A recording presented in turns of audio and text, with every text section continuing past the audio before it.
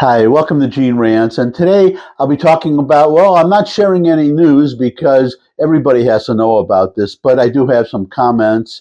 The three men that you see on the thumbnail to today's vlog, those are the leaders of Hamas, and you may know more when you're seeing this day after I recorded it than I know right now. Those are the three, well, they are three of the senior leadership of Hamas, and they may or may not be alive. We don't know. What happened was, as I'm sure you all know, the Israelis, they targeted the senior leadership of Hamas in Doha, Qatar, and we're waiting to see. They, as I understand, they hit a building in the middle of Doha, Qatar, which really surprised me. I mean, they are very.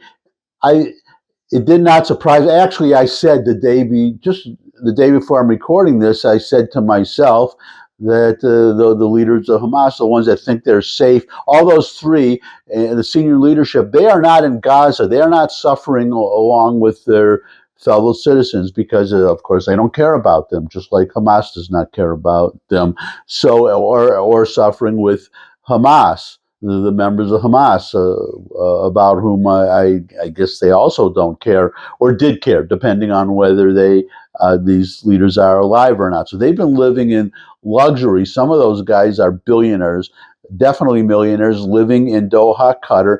And I said to myself, though, those are dead men walking, that the Israelis will. You have to remember the 1972 Olympics, the Black September, the Israeli athletes who were massacred in the Olympic Village. It took a few years, but the Israelis got all of them. Eventually, got all of them. But these were they were Mossad operations. Mossad, as you probably know, the Secret Service of Israel. They were the equivalent to our CIA, except they are a lot better than.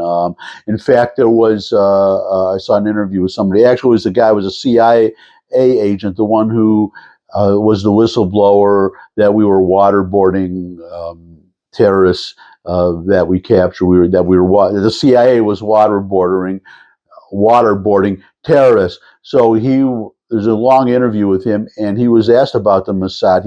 He had worked with them, and he said that, well, he was asked how good are the Mossad, and he said they are the best in the world. And he said also they are ruthless. They will go, if they're going to get somebody, they're going to get somebody. And that's what I was expecting, because something similar happened many, many years ago.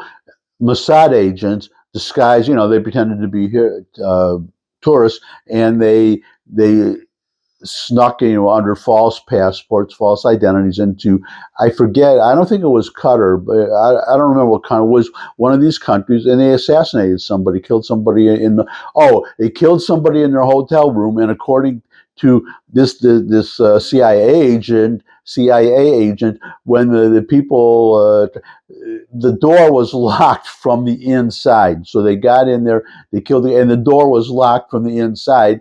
And they're trying to figure out how the Israelis did that. Still trying, we don't know. Obviously, they threw a balcony or something. Anyways, the point is, that's what I would have expected in Qatar, some kind of Mossad operation, plausible. Well, it wouldn't be very plausible. And they would say, well, accidents happen. But they bombed a building. They dropped 10 bombs or fired 10 missiles or whatever into a building right in the middle of Qatar. And we're waiting to see if these guys who was killed, those people that you see in the, as I said in the thumbnail, those are three of the people who were targeted. But they're more, what happened was that actually they were discussing the latest Trump ceasefire proposal. And I have to digress for a minute. I owe Trump an apology, because he said, he often says, well, do so and so to some foreigners, or bad things are going to happen. This is your last warning. He gave a last warning back in March to Hamas. This time it was, you all heard the warning. It was just the day before I'm recording this, or maybe the day before that. He said, this is your last chance. Obviously, well, we know from the Israeli press that Trump was informed ahead of time that he knew that this strike was coming. So that might have been what he was talking about when he made that threat that this is your last chance, you better negotiate, reach an agreement. Well, obviously they didn't, and 10 bombs were dropped on this building. And the comment I have is that Israelis not. I mean, if you thought they, they've been pretty serious this whole war, but they are really not playing anymore. What happened was what prompted the strike. Number one, as I said, this was an opportunity that this happened it happened with the attack, the 12-day war. Iran, where a number of nuclear scientists were killed at one time, and it also happened in Nasrallah when he was killed. It was along with some others in Lebanon. That they had an opportunity that so many leaders of Hamas were gathered in one place. So the Israelis said, wow, we have a golden opportunity here. And they, as I'm recording this, they tried to take them out. We'll see how successful it was. The Arab press, I think a Saudi paper is recording that the three people in that photo for the thumbnail, that those three are dead. We'll wait and see what happens. But the point is, number one, that he's telling Hamas leaders, because I think there's some in Turkey, might be some Hamas people in Turkey, and the Israelis said, they reiterated what they've said in the past. They said, if we want to get you, we're going to get you anywhere in the world. We don't care where you go. But what also prompted, besides the golden opportunity of having all those people in one place, was that there was a pattern that the Israelis were sick of, which is that there's a deal on the table, and then the Hamas refuses it. Then they say, well, and those are the people. These negotiations are, which I'll get to in a moment. This is important. Are those leaders that are in Qatar, or were, if they're dead, but they're not negotiating with anybody inside Gaza. So what happens, though, these proposals are made, and then Hamas refuses, and the Israelis continue their winning in Gaza, and they say, okay, well, we changed our mind, we'll make a deal. And there's another proposal, and they take their time. They'll take their time replying, number one. Then number two, then they'll attach, when they do reply, they'll attach some new condition. In other words, they're drawing, just like Putin is doing, playing Trump. I don't know why he puts up with it. That was a vlog. Actually, I'm submitting an article to American Thinker, AmericanThinker.com. I write for them. I'm premature. I mean, it depends. They may not publish it. I don't know. I submit it. We'll see if they do. But it talks about that very thing, about how Trump is being played by Putin, and he puts up with it. And well, I don't want to give you my whole article. You can read it, and I'll let you know if it gets posted.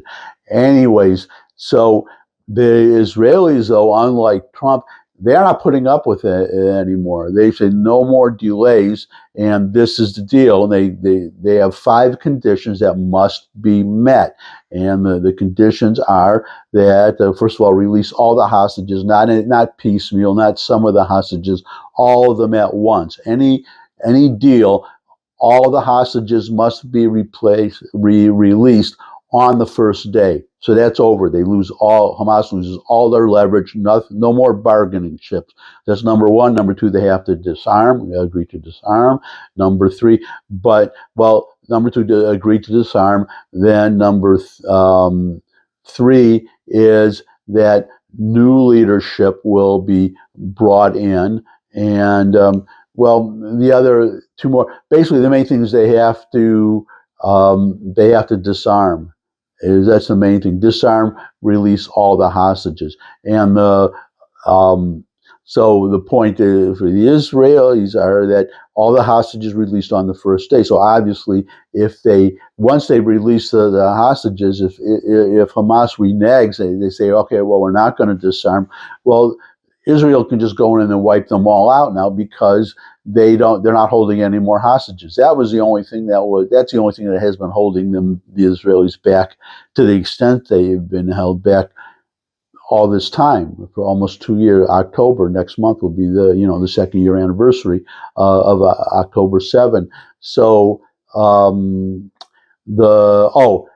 guess the other, Israel would be responsible for security. That's another one of the conditions in Gaza. And so what changes now, because now if this attack was successful, then it looks like there are no more senior leader. There's nobody in Qatar to negotiate with. So if the Israelis are going to negotiate a deal to release all the hostages and disarm and so on and so forth, well, that avenue, that way of doing it is closed. So what are they going to do? Well, as I'm recording this, as of the day before I'm recording this, the Israelis announced, the military announced that they control now. They had controlled 75% of all of Gaza.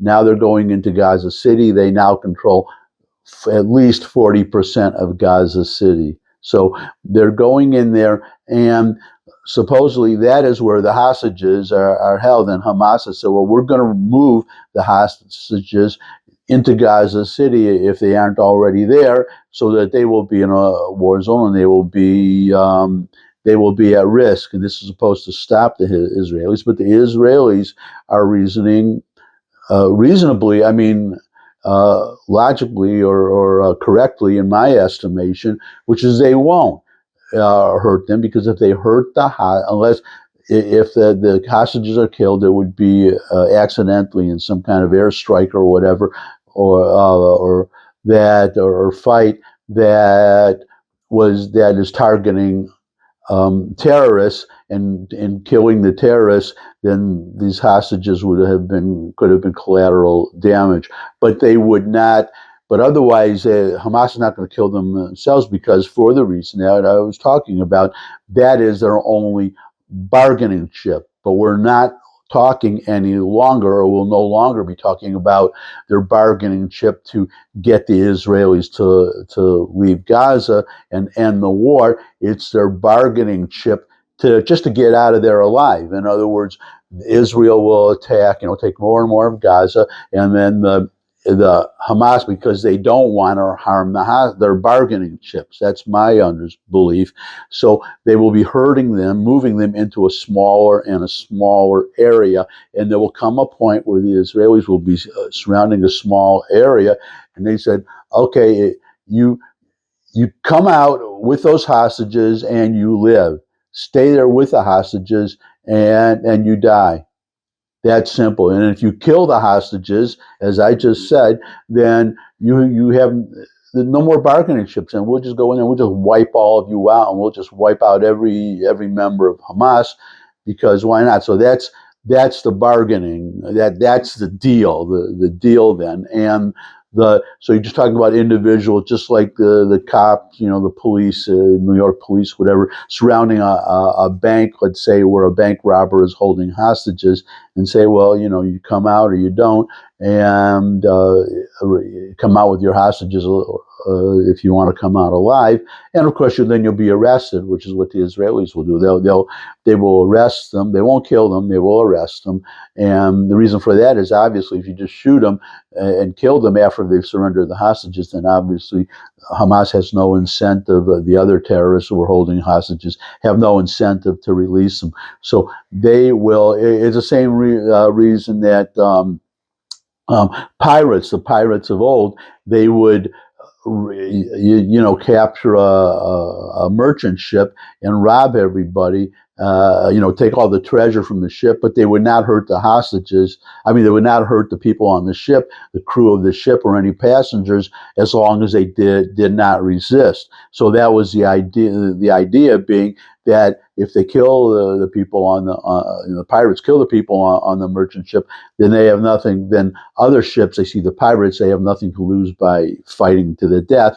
But if they see that people on the ship are not being killed, then that's an incentive for the crew on a future ship and passengers just to stand there and do nothing and not resist at all and just let the pirates come in and take everything, which is easier for them and no risk to the pirates. So there you go. So same logic playing out in Gaza, that you are just going to see, well, we'll see what we're going to see.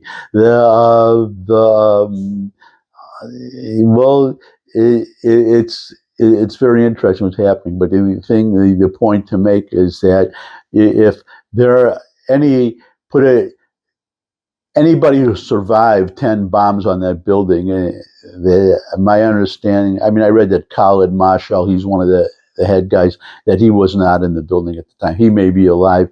They're the ones in Turkey. So, but they have to be thinking twice, though, if they're alive, because the Israelis just remember Qatar was playing a double game. They were giving money. They support the Muslim Brotherhood. They were supporting Hamas, which is it's a subsidiary. They're linked to the Muslim Brotherhood, and Muslim Brotherhood is actually the umbrella organization of all these various jihadist groups. But the Qatar could put a lot more pressure on Hamas to finally give up, and they're already, again, a day before I'm recording this, calling on Hamas to finally accept the deal that they were offered, which is the one that I just said with the Israelis. So the offer was not really. It's basically an unconditional surrender, and that's their choice. So Qatar they were playing the double, but also they were the intermediaries that were negotiating the negotiations with Hamas were going through Qatar and Egypt. And well, now Qatar, the Israelis, so they were cutting off one of their conduits for negotiations, but they had no compunction. They've had enough. That's obvious.